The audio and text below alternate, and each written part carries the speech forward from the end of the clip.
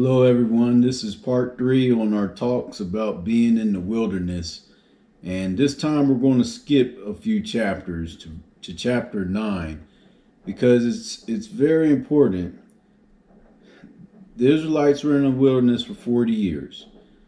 But there came a time when the Lord said, okay, you're out of the wilderness, but I need you to go and to absolutely destroy certain peoples.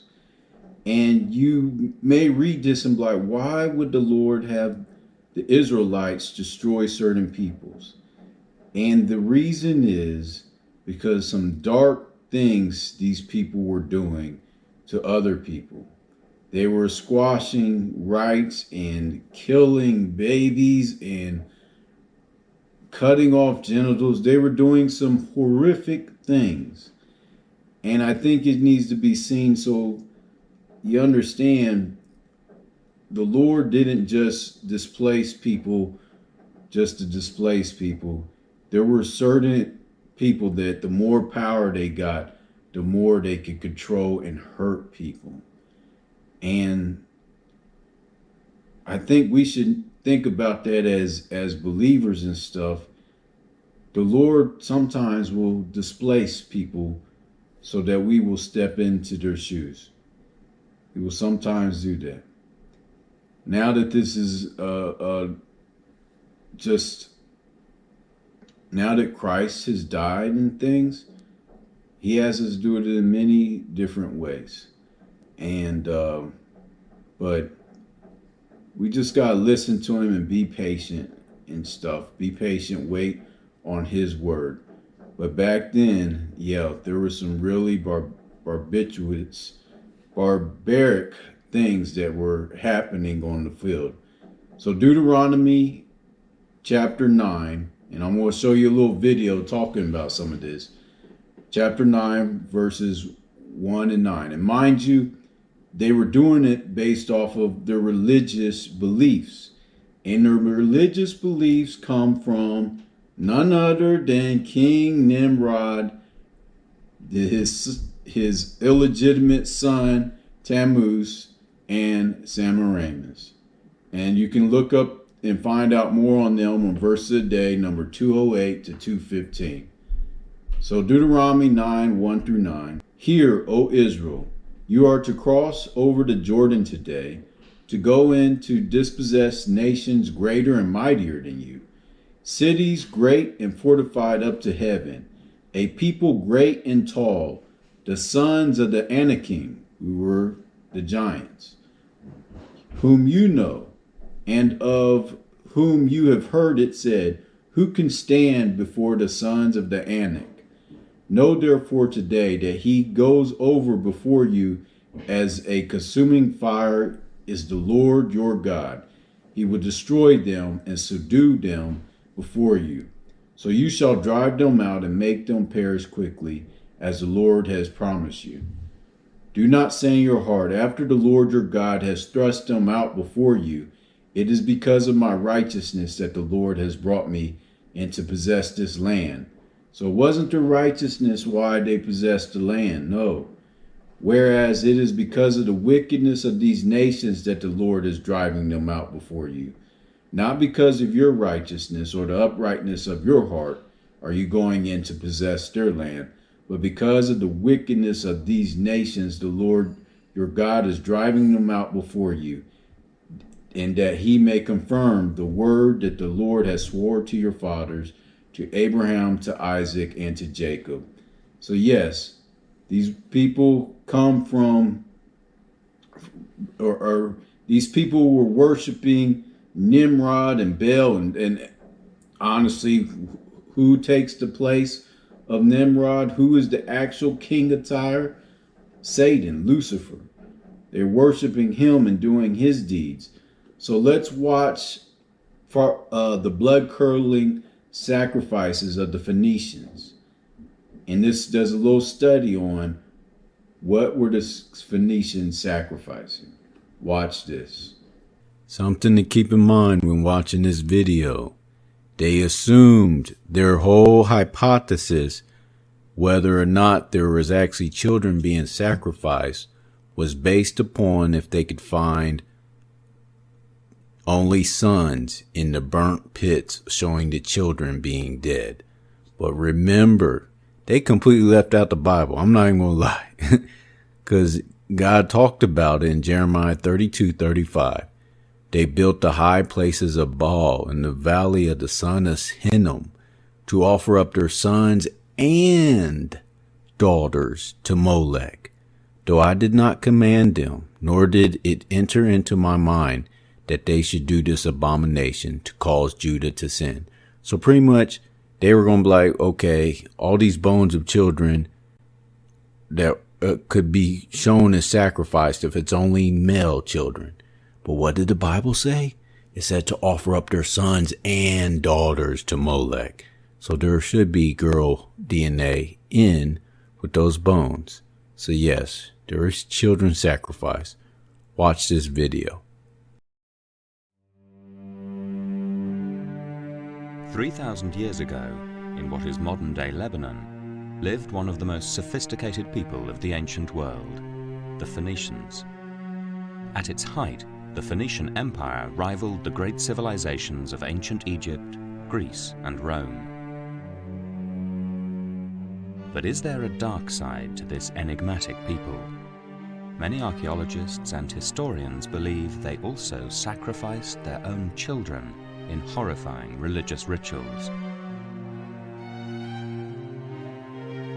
We have this massive, very dramatic rite taking place in the dark, involving the cutting of the throat and bloodletting, accompanied by musicians.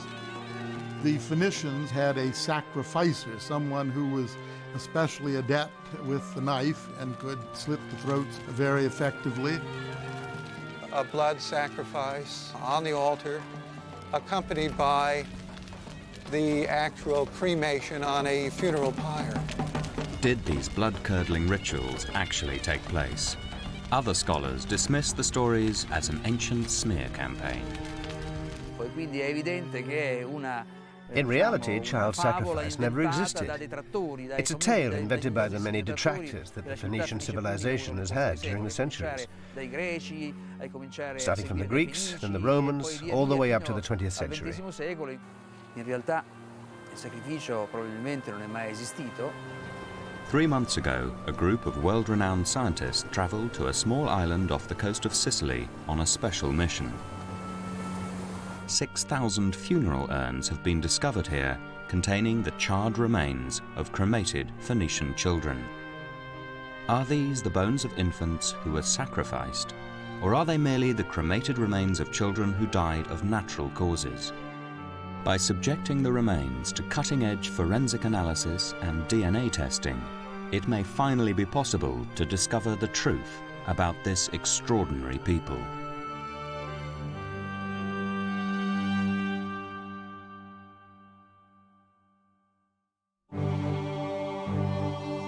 Called the Canaanites in the Bible, the Phoenicians established a vast maritime empire, sailing all over the Mediterranean, trading gold and silver, olive oil and fine wine.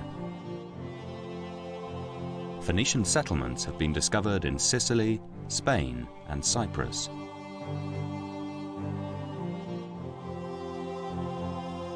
But Carthage, in modern-day Tunisia, was the jewel of the Phoenician commercial empire.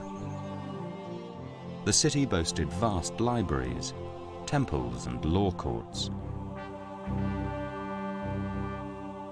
Carthaginians lived in huge blocks of flats, 6 stories high.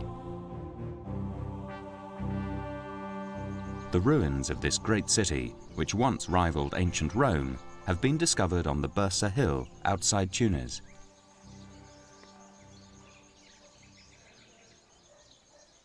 American historian Glenn Marco was commissioned by the British Museum to write the first major study on the Phoenicians for 30 years. The city was an extraordinary architectural wonder, and it would be amazing to be here at Carthage 2 centuries before Christ, to see this incredible residential complex of 6-story buildings looming up into the sky, being dwarfed by these structures as you walk up the streets of the city.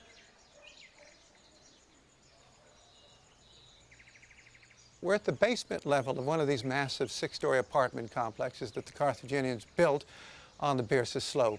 We know this because of the extraordinary thickness of the exterior walls of this building and the sheer capacity of these massive underground cisterns, more than 20 cubic meters, that served an enormous number of people. These water cisterns served up to 60 people living in each apartment block. Remains show that each home had its own tiled kitchen and bathroom. But Carthage was to become a victim of its own success. Jealous of their commercial empire, first the Greeks, then the Romans waged war on the Phoenicians. In 264 BC, Rome launched the first of a series of military campaigns against the Carthaginians, known as the Punic Wars. For over a century, the Phoenicians resisted Rome, and the name of their leader is still associated with power and strength. The one Phoenician personality known to us today is Hannibal, great general of the Second Punic War, that crossed the Alps with a troop of soldiers mounted on elephants and nearly brought the city of Rome to its knees.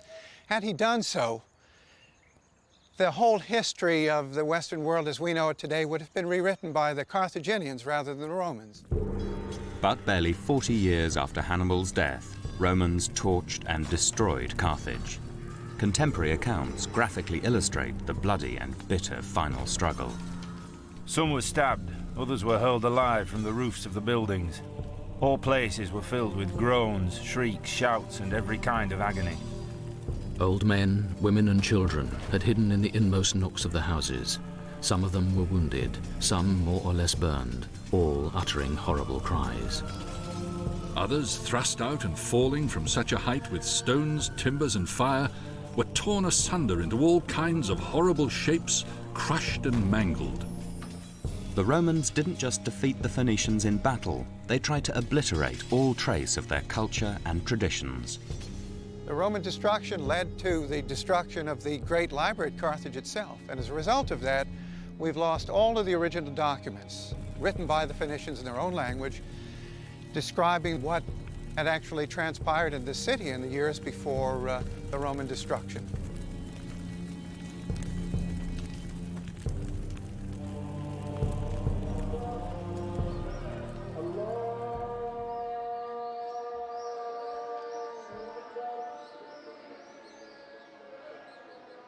Out of the ashes of the Phoenician defeat rose the mighty Roman Empire, which spread through North Africa and much of Europe. This monumental amphitheatre at El Jem near Carthage towers over the Saharan desert, just as Roman accounts dominate our view of antiquity. History is written by the victorious, and virtually everything we know about the Phoenicians comes from their enemies, first the Greeks, then the Romans. They wrote of fanatical and bloody religious practices. During the height of one orgiastic rite, Phoenician men sometimes castrated themselves in an attempt to emulate their goddess Astarte. Astarte was a goddess of fertility and famous across the ancient world. Perched high on a mountain, Erice in Sicily was once the site of a shrine to Astarte. According to the Romans, behind these walls, the Phoenicians practiced a ritual of sacred prostitution. This Norman castle was built on the site where, in Phoenician times, the vast temple to Astarte stood. Gaia Savario is the author of a book about the Phoenicians in Sicily. This is an extraordinarily mystical place. People flocked here from all over the Mediterranean. It was kind of Lourdes. And this was a place where sacred prostitution took place. And the prostitutes were girls from what we would say good family, offering their virginity to the goddess Astarte. According to Roman and Greek historians, it was common practice among Phoenician aristocrats to bring their virgin daughters to the temple when they reached the age of puberty. The girls had to go to the temple of Astarte and stay there and be lain with strange men.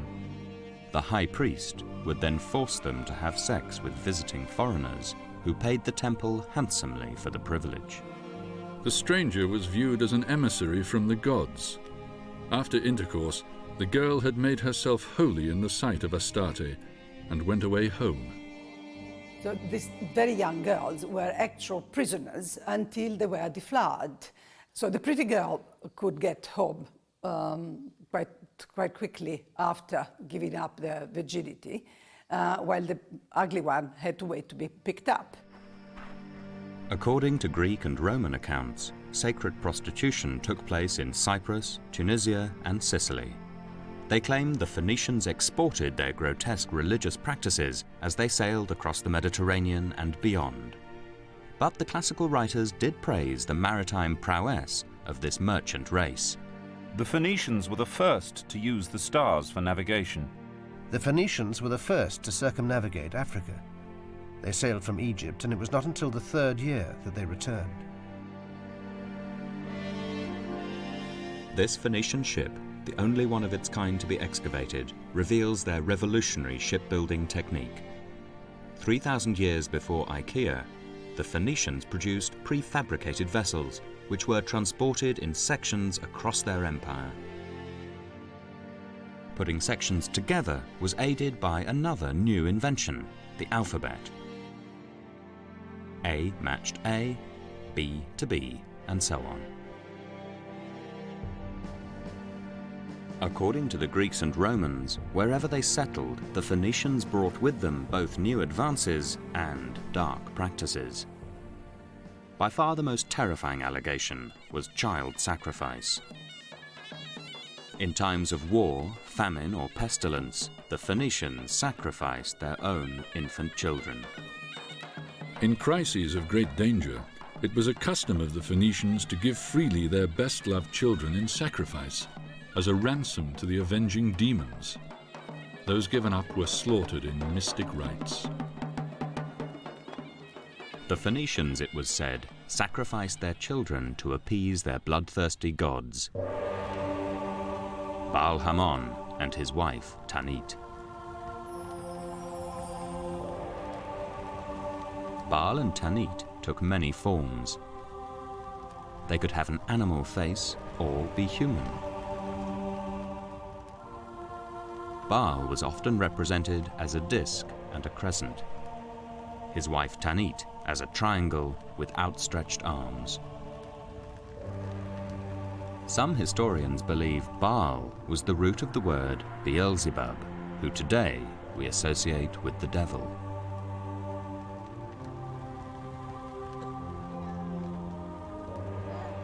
According to the Greek and Roman accounts, the ceremony of child sacrifice began with the parents handing over their baby to the high priest to be anointed with perfume and oils.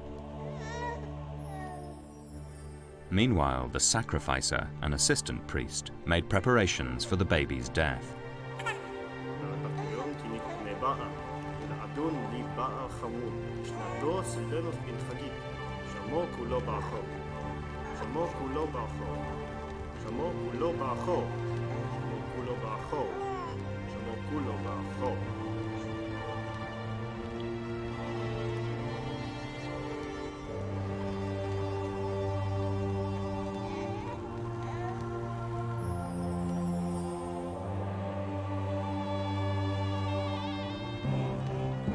The priest carried the baby at the head of a procession to the sacrificial altar in a sacred precinct known as a tophet. These grinning masks have been found in Phoenician sites. They were probably hung on walls to ward off evil spirits in the next world, but some experts believe they were worn by the parents to hide their grief. Even the Romans, not known for their humanity, claimed to be shocked at a religious ceremony where babies had their throats cut. They would bring to the altars children whose age evokes pity, even among enemies. To think that men were so barbarous, so savage, that they gave the name sacrifice to the slaughter of their own children.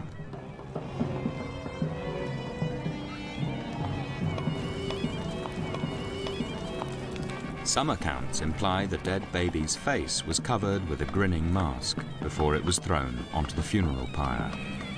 When the flames fall upon the body, the limbs contract, and the open mouth seems almost to be laughing. Thus it is that the grin is known as sardonic laughter.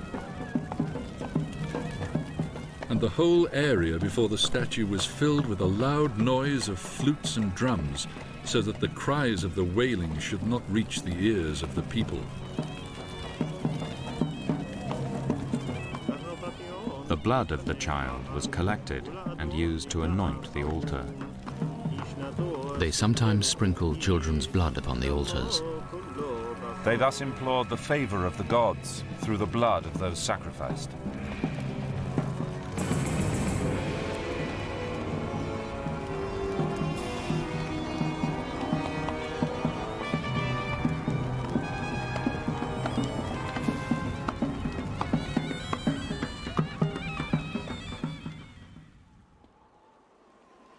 The quantity and detail of the Greek and Roman accounts of child sacrifice meant that for hundreds of years they were generally accepted as fact.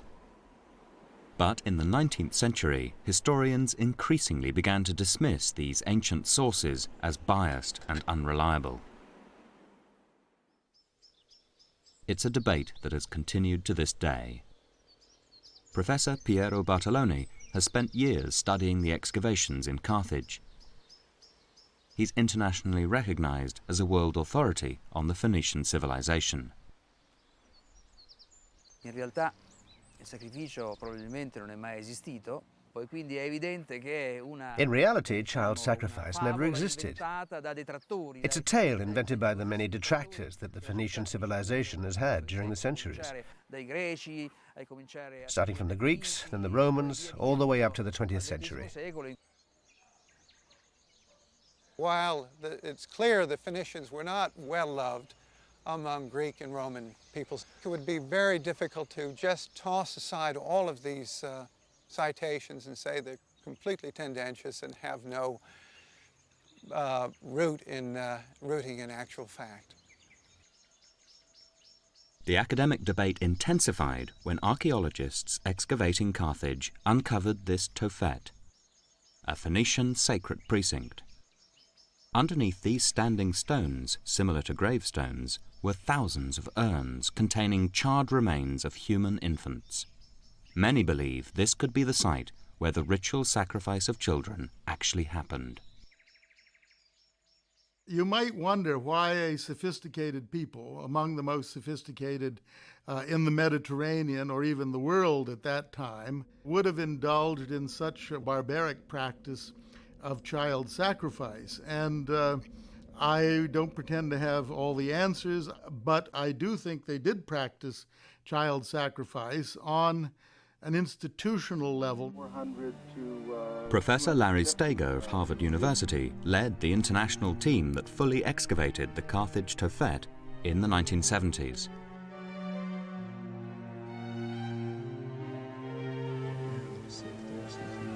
Oh, here it comes. Okay, maybe I better get a bucket.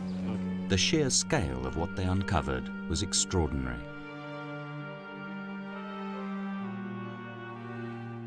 We had maybe 20,000 over a 200-year period in ancient Carthage that we would estimate were sacrificed. That's about, 100 per year at least. So what is this place? Did parents really bring their children here to be ritually slaughtered? Or is there a more benign explanation for the Tophet? The Tophet is simply a separate place, isolated from the adult cemetery, where stillborn children were buried, or those who died soon after birth. It's important to remember that in ancient times, 7 out of 10 children died in infancy. Of the 3 who survived, only 1 would reach adulthood. So infant mortality was extremely high, and these dead children were buried in an honorable way to appease the gods and to help propitiate another birth. The Tophet is at the heart of the debate about whether the Phoenicians did or did not sacrifice their children. Is it simply a cemetery for babies who died of natural causes, or is it evidence of something much more sinister?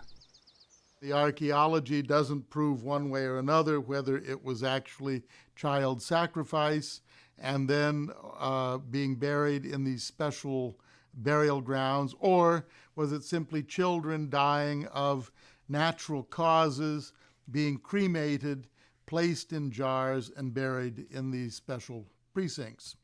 It's an arguable question and hasn't been resolved to everyone's satisfaction, otherwise we wouldn't still be arguing about it.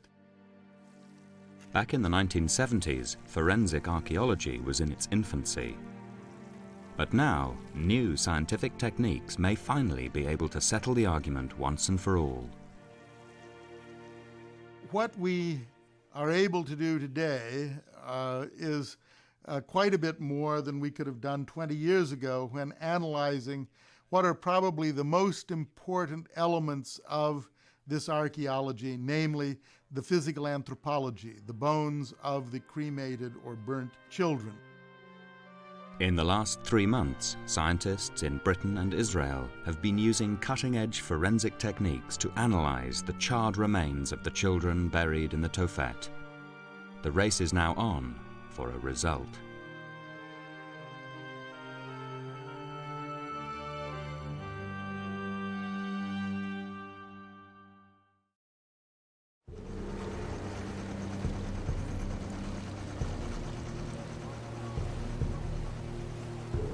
Mocha, a small island off the coast of Sicily, 100 miles north of Carthage, is the site of another Phoenician Tophet. It could hold the key to the question of whether or not child sacrifice was actually practiced by the Phoenicians. Earlier this summer, Glenn Marco and a group of leading scientists headed off to Mocha to try and resolve the issue once and for all.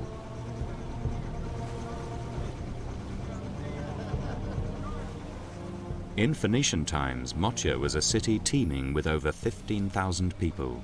But in 397 BC, it was destroyed after an extended siege. The inhabitants were massacred and the buildings left to rot. This disaster is a huge benefit for the team. Mocha was never fully reoccupied, and so the site is not cluttered with the debris of subsequent civilizations.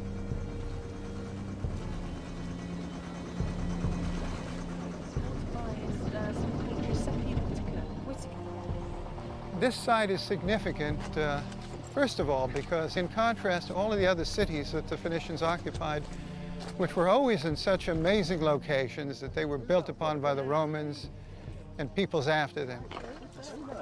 Because of the remarkable condition of the site, we have a number of complexes that are completely preserved. One of them is the Tophet. Like the Tophet in Carthage, archaeologists discovered a large walled precinct in Mocha. They excavated 6,000 clay urns, once again filled with charred bones. The thousands of urns discovered on the island are now in storerooms under lock and key. The hope is that by investigating their contents, the scientists will reveal the secrets of the Tophet. Dr. Charlotte Roberts is a biological anthropologist.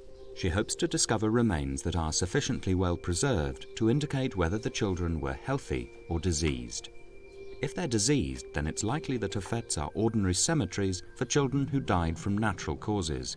But if they're healthy, then perhaps they died in some unnatural way, possibly in a sacrificial rite. A normal skeleton would make her task relatively easy, but these remains were cremated 3,000 years ago. Here we've got one cremated individual, we assume.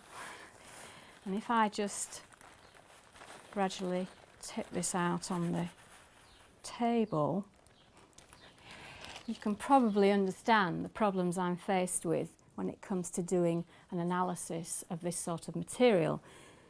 The first thing is it's really fragmented and there are lots and lots of fragments. Charlotte's first task is to confirm that the bones are indeed from infants. Here we've got what looks like a rib from a baby. And here I think we've got part of the mandible, the lower jaw. Here Yes, this looks like part of the skull, something called the petrous part of the temporal bone. These are the ones that survive quite well in cremation. As Charlotte picks through the bones, she makes an unexpected discovery. Here's a bit of pelvis, which I think is from a sheep or a goat. Here's another animal bone, again probably from a sheep or goat. And this big chunk is also animal bone. And there are different ways of identifying human from non-human. The outer layer of the bone here, which is called the cortex, tends to be more dense and often thicker than a human bone. Many of the Carthage urns excavated back in the 1970s also contained a mixture of animal, bird and human bones. But why? The evidence can be interpreted in totally different ways. There's no dispute that the Phoenicians sacrificed animals in the Tophet. So one theory is that the animals and children were sacrificed at the same ceremonies. The result was that their cremated remains got mixed up on the funeral pyre and therefore in the urns. Sometimes we get bits of the animal or bits of the human together in the same jar, and it's unlikely that this is an intentional interment in the jar, but just an accident of scraping off the pyre. But for other academics, it's no accident. They believed the Phoenicians deliberately sacrificed birds and animals when they cremated newborn babies who had died of natural causes. Inside the urns, mixed up with the children's bones, we also find the bones of small animals which were sacrificed during the cremation ceremony. The sacrifice of these small birds or lambs was meant to accompany the child to the other side, to the next life. This might explain the urns with mixed remains, but many of the Carthage urns only contained animal bones. In some of these jars, for example, in this one, there wasn't a baby in there at all, only a lamb. So my question to those who claim that this is just an infant cemetery, that is only for children who died of natural causes, why in the world then are they burying their pets? The archaeological debate goes on, but back in Motia, there's been a breakthrough that may help solve the mystery. Charlotte Roberts has found human teeth, an important indicator of general health. If they show signs of disease, then the children could have died from natural causes and not in a sacrificial rite. The teeth survive very well during burial, much better than the bones, so we do get quite a lot of evidence for dental disease. What we term metabolic diseases, so disorders of normal metabolism, things like anemia, rickets, vitamin D deficiency, scurvy, vitamin C deficiency. Metabolic disorders could affect dental development, so Charlotte uses the microscope to look for defects in the enamel. After careful scrutiny, she's prepared to reach some conclusions. On the basis of what I've seen, there's no dental defects in these teeth from these individuals, suggesting that they didn't suffer any disease or nutritional problems. In all, Charlotte looked at the remains of over 20 children. She found nothing to suggest they died of disease. And there's one piece of archaeological evidence which supports the theory that the children in the Tophet were healthy when they met their death. It's an engraving on one of the standing stones found above the urns. There's a very evocative image that actually shows a priest cradling a young infant in his arms. It's very clear that the child is alive. He's being held upright and cradled in the arm. And I think this is the process that happens before the immolation of the child, before the cutting of the throat and the actual sacrifice. Glenn Marco believes the Phoenician wall surrounding Motia provides further important archaeological evidence of the special status of the Tophet. His argument is that in Phoenician times, Mocha was connected to Sicily by a road. Although the road is underwater now, the lighter blue color of the lagoon reveals its position. This road made Mocha vulnerable to attack from the mainland. In the 6th century BC, this defensive wall was hastily constructed around the island when the Greeks declared war. Now the wall itself, because it hugs the contour of the island, cut across the cemetery, which lies to our west. And that wall literally bisects the cemetery itself. To save time, the wall's builders took the easiest route, even though it meant cutting across the cemetery. However, when they came to the Tophet, they took the trouble to build around it. Why? The implication of this, of course, is that this was a very sacred, hallowed ground. What we have is not a cemetery for children that died from natural causes, but a very sacred precinct of ritual child sacrifice. Glenn Marco may be right, but he admits that only unambiguous scientific evidence will prove conclusively his belief that ritual child sacrifice actually happened. I think the evidence that would really settle this debate over child sacrifice versus natural burial would be the evidence of the age of the children cremated. The age of the children when they died is critical because Professor Bartoloni maintains that the Tophet is simply a special cemetery for infants who died from natural causes. Nella realtà, il Tophet che cos'è? So, the Tophet, what is it? It's an open-air space where Phoenician children, either stillborn or who died soon after birth, were buried.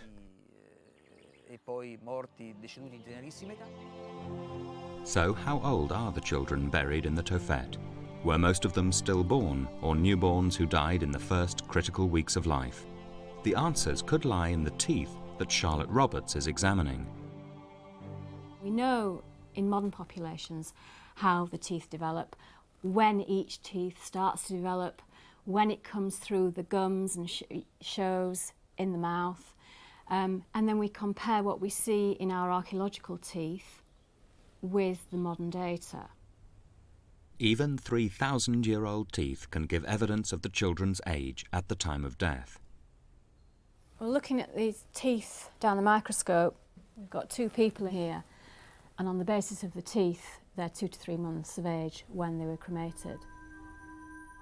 None of the 20 children examined by Charlotte were stillborn or newborn. All the teeth were from infants aged between 2 or 3 months. And even more compelling evidence about the age of the children has been found in Israel. The Hebrew University in Jerusalem has a team analyzing the teeth found in Carthage.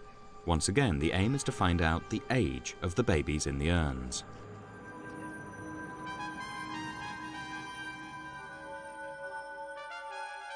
Last month, the preliminary results on 20 tooth samples known as tooth germs came through. So far, none of the babies were stillborn. And here, this is the germ. It's the first baby molar, the first deciduous molar, and this is the crown, only about half formed.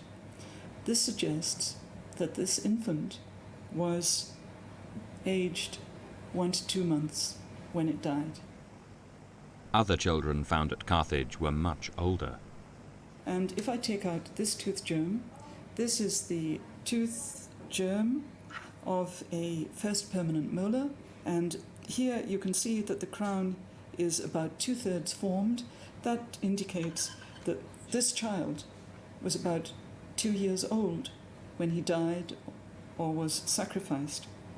We have so far only looked at a small sample of the remains from Carthage, but we have found some infants that were as old as 5 years. None of the 40 children examined from both the Carthage and Mocha Tophets were stillborn. Their ages ranged from 2 or 3 months to 2 years, and one was about 5.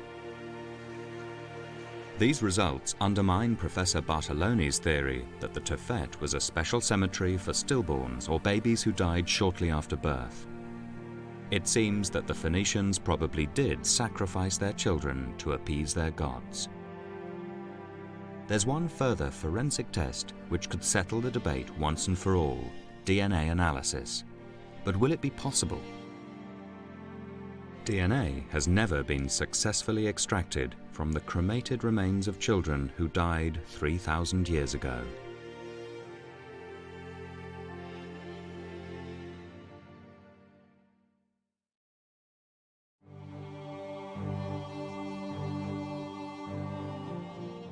What sex were the babies in the Tophet?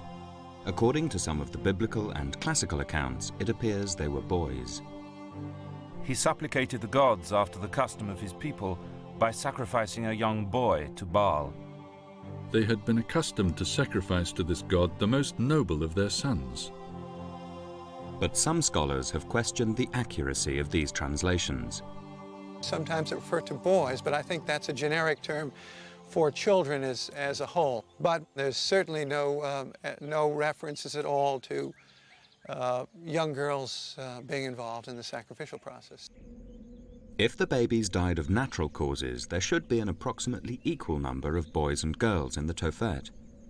But if the babies in the urns turn out to be all boys, the case for child sacrifice will be proved beyond doubt. DNA tests could provide the answer. Now with the new DNA analyses, we should be able to determine whether or not it is a male or a female that is being sacrificed. And this will be of great interest, especially since at least some of the biblical details and other classical references at times imply that it is firstborn males that are chosen to be sacrificed. If these tests show us for sure that these children are the firstborn, that they're exclusively boys, I'll eat my words. But I don't think they will. Very kind. Glenn, can I give you some wine? In Motia, Glenn Marco talks to Dr. Ron Dixon and Dr. Kerry Brown. They're both internationally renowned microbiologists, and Glenn is hoping they'll be able to extract DNA from the charred bones in the urns. DNA may survive in cremated bones as long as the cremation temperatures were not too high. If you can get DNA out of these infant remains, if you find sequences from the Y chromosome, you have a male infant. If you just get DNA from the X chromosome, you've got a female infant. So I think this could be the way forward to finding out whether you've got boys or girls being sacrificed, or not, as the case may be. In the museum storeroom, Ron Dixon collects the samples he and Kerry will need to establish the sex of the cremated children through DNA analysis. The human bones that have best survived the cremation process are the ones most likely to contain ancient DNA. These are going to be taken back to Britain for analysis. Oh, it's a nice bit of skull there. Now we take these extraordinary precautions, gloves and masks and so on, and all the material you see is sterile because we want to protect the bones from our own DNA. We produce DNA on our skin and we could well contaminate these. And now this bag is sealed, and of course the samples are in a sterile bag and they're ready for analysis. People contain huge amounts of DNA in their bodies, and if you could unravel the DNA from the billions of cells that we normally contain, then that DNA would stretch to the sun and back 129 times. Of course, when we die, this is rapidly degraded into very small fragments, perhaps no larger than your thumbnail. Ron is pessimistic about the possibility of extracting DNA from the bones, but Kerry is more hopeful. These bones are about 3,000 years old. DNA has been isolated from bones as old as 30,000 years, famous case being that of a Neanderthal from the Caucasian mountains. So I think these bones are well within the time frame for DNA survival. Although degradation of DNA occurs very rapidly after death. After a certain amount of time, it seems to stabilise and remains pretty constant. I think the problem with this material, as you can see, it's very fragmented, it's cremated, and I think that it really would be a long shot if we could get survivable DNA to do our sex tests on this material. They're not insurmountable problems. We do have techniques. It would be time-consuming, but given the time and the money, it can be done, I think. Every cell in the body contains within it a 2-metre strand of DNA, the genetic blueprint for producing a human being. But shortly after death, cells rapidly lose this genetic material. The DNA strands become fragmented and difficult for scientists to analyse.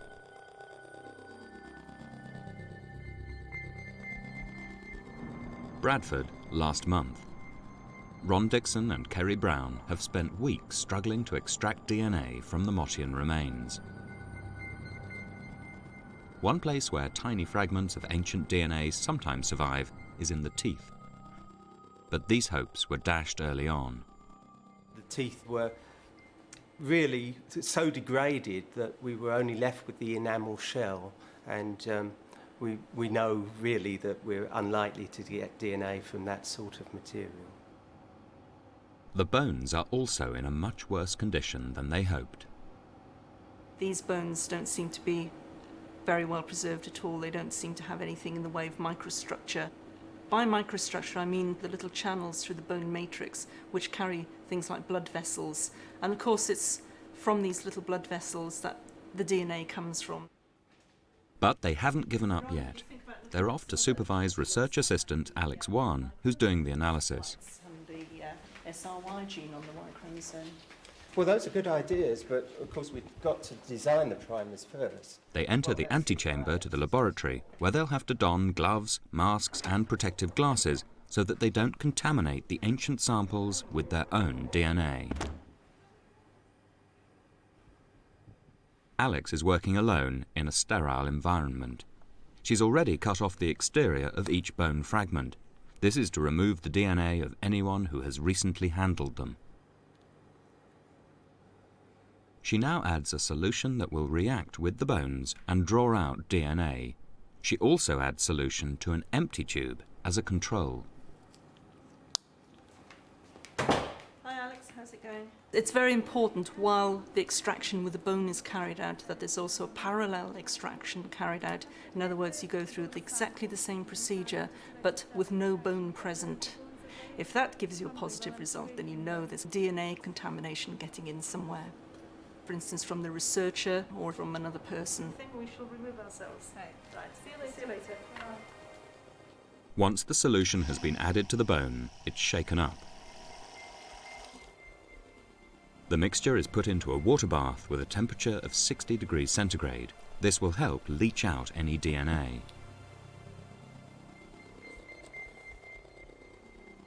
A centrifuge now separates the bone fragments from the solution that may contain the ancient DNA.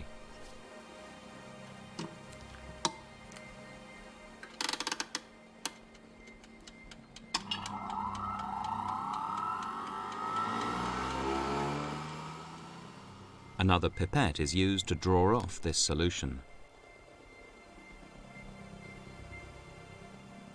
This whole process has taken 24 hours, and Alex is finally left with just this tiny amount of clear liquid.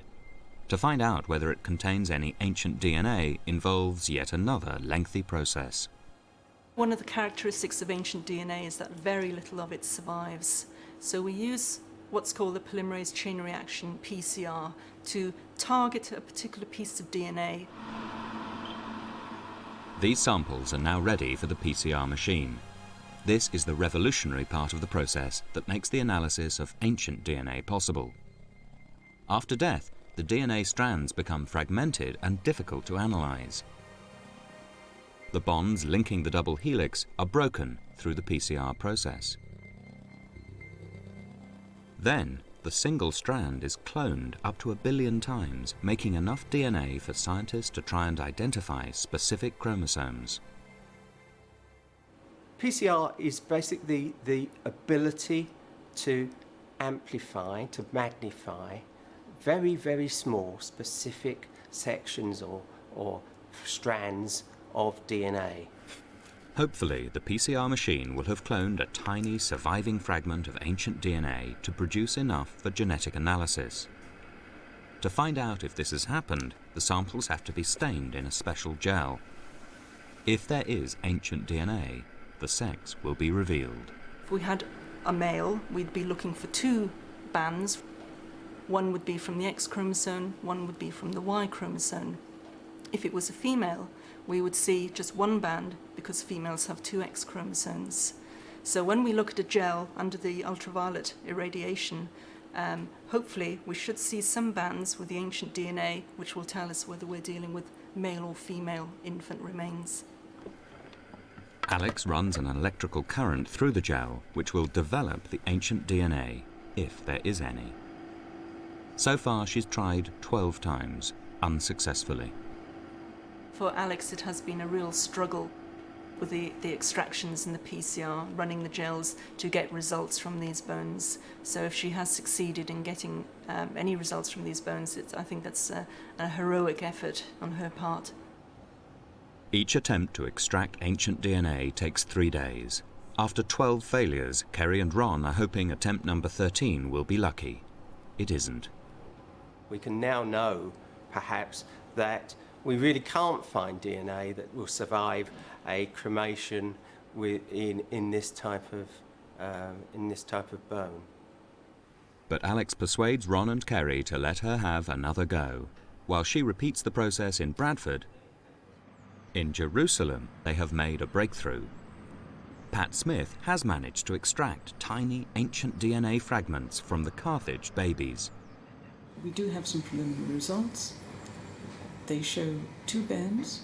2 bands equals a boy, 1 band equals a girl. So it seems that, at least for the specimens we've looked at, we have boys. Obviously, we need to look at a very much larger sample before we can say definitely that the probability of girls being buried there was extremely low. If the babies in the urns found in the Motia Tophet all turn out to be boys, then science will have finally proved beyond doubt that the Tophets were sites of ritual child sacrifice. Back in Bradford, Alex is about to find out whether she's finally found ancient DNA and what sex it is. She's summoned Ron and Kerry for the moment of truth. Hi, I think you should come and look at this. You got something? Well, have a look and see. Right. Oh, yes. Oh, yes. Along with the ancient DNA, the gel also contains modern DNA from a man and a woman as a point of comparison. Yes, you've got the male, 2 bands from modern DNA. That's the female, modern DNA, 1 band. And that's the ancient DNA, and we see 1 band there, so... That's marvellous, and it's a girl! That's great. All the blanks have been blank here. It's a real result. Great. Well done. But it's a very disappointing result for the advocates of the child sacrifice theory. I don't want to make too much of that evidence until it's been further studied. And we continue to do more work on these bones because we're learning much more, even though it's now several decades since we did our excavations in Carthage. The Israeli team are now embarking on a massive study. Over the next 5 years, they hope to conduct DNA tests on hundreds of Carthage infants. If they find a fairly even mix of both boys and girls, Professor Bartolone will be proved right, and the Roman and Greek accounts of child sacrifice would be fiction. But the advocates of the child sacrifice theory are pinning their hopes on finding a disproportionate number of either girls or boys.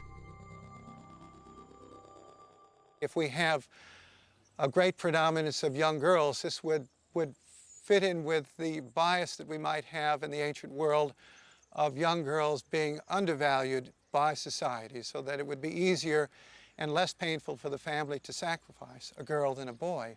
If the predominance are boys, then this would fit in with the notion of the supreme sacrifice of the young firstborn male. The absence of disease in the teeth and the age of the children analysed so far suggested that child sacrifice did indeed occur. But the discovery of a female child has thrown these findings into confusion. It may take several more years for science to finally discover whether there was children's blood on the altar. Again, you just saw how their hypothesis was based upon, was there only sons? If there's only sons, then that to them meant that, oh yeah, they were children sacrificed. But again, Jeremiah 32:35, they build up high places of Baal in the valley of the son of Hinnom to offer up their sons and daughters to Molech. So girls too, though I did not command them, nor did it enter into my mind that they should do this abomination to cause Judah to sin. So their hypothesis, their whole understanding, it's like they left out parts of the Bible.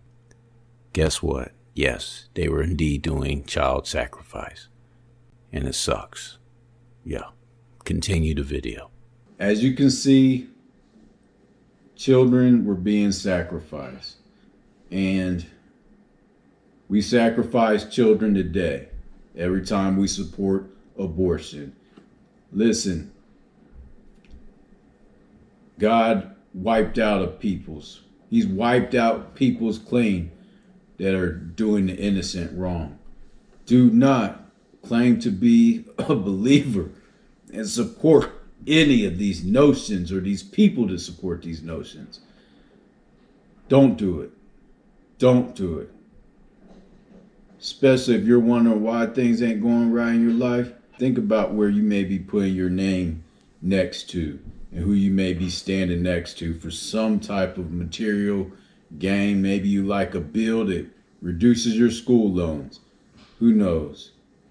But if you don't want to be in the wilderness forever, or even worse, hurt innocent, because that's really what it'd be about. Not so much getting something, but hurting people.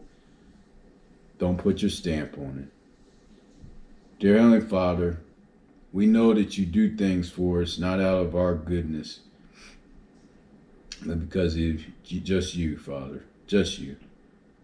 Just thank you, Father. And many be saved. May we obey you. In Yeshua's name we pray. Amen. Goodbye.